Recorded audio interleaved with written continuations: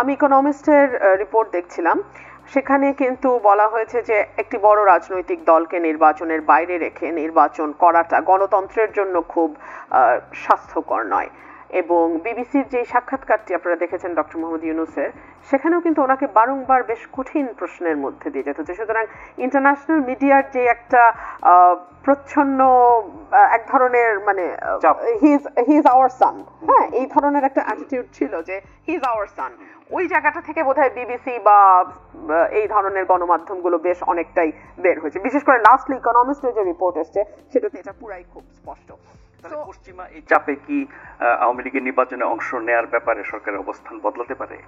দেখুন, সরকারের সত্যিকার অর্থে খুঁটির জোরটা কি? বাংলাদেশের রাজনৈতিক দলগুলো, এনসিপি বাদ দিয়ে অন্য রাজনৈতিক দলগুলো প্রত্যেকেরই কিন্তু সরকারের নানান কর্মকাণ্ড নিয়ে কিছুটা অস্বস্তির জায়গা আছে। আমি যদি অন্য দলগুলোকে বাদও দিই, the largest political party on ground BNP, এবং বিএনপির সঙ্গে যে রাজনৈতিক দলগুলো দীর্ঘদিন আন্দোলন সংগ্রামে ছিল, তাদেরও কিন্তু ডক্টর মোহাম্মদ ইউনূসের ব্যাপারে এক ধরনের রিজার্ভেশন আছে, মানে ওনার কর্মকাণ্ডের কারণেই। সাধারণ মানুষ কিন্তু একেবারেই হ্যাপি না।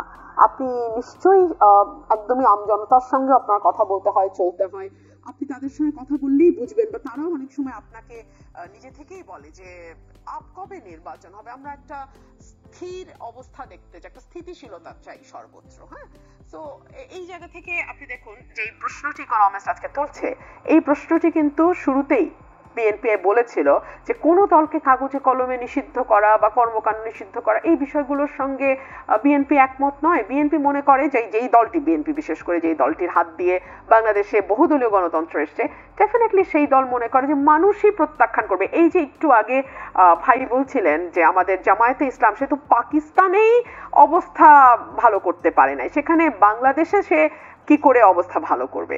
সো বাংলাদেশের মানুষ কিন্তু জানে যে কাকে ভোট দিতে হবে, কাকে কোন দলের পাশে থাকতে হবে, কোন দলের সমর্থন করতে হবে, এটা কিন্তু বাংলাদেশের মানুষ খুব ভালো বুঝে। সো বাংলাদেশের মানুষের হাতেই যদি এই সিদ্ধান্তটা ছেড়ে দেওয়া হতো তাহলেই সবচেয়ে ভালো হতো। সেই অবস্থানে আপনারা ছিলেন, কিন্তু যখন নিষিদ্ধ করা হলো সেটাকে আবার আপনারা স্বাগত জানিয়েছেন। দেখুন, তখন তো আসলে আর স্বাগত জানানো বা না জানানোর মধ্যে আর ডিফারেন্স কোনো মেক করে না। এই যে নিষিদ্ধ হলো, মজাটা দেখেন, এটাও কিন্তু একটা মবের পরেরই সিদ্ধান্ত, তাই না? হাসনাত আব্দুল্লাহ তার দল বল নিয়ে যখন গিয়ে যমুনা ঘেরাও করলেন, এবং সেই দল বলের সঙ্গে ইসলামিক ফোর্স গুলো গিয়ে যুক্ত হলো, কারণ মানে এনসিপি তো আসলে 5-7 জনের বাইরে আর কিছু হওয়ার নাই। বরং এখন এমন অবস্থা যে একজন আরেকজনের অর্থনৈতিক এবং নৈতিক স্খলন নিয়ে ওপেন ডিসকাশন, ওপেন সংবাদ সম্মেলন, ওপেন সবকিছু হচ্ছে। হ্যাঁ, সো ওনাদের তো 8 জন বা 10 জনের বাইরে তো আর কারাই বা আছে। সো ইসলামিক ফোর্সকে আনা হলো, এনে এমন একটা অবস্থা তৈরি করা হলো যাতে সরকার তার যেই মনের ইচ্ছা সেটিকে সে বাস্তবায়ন করতে পারে।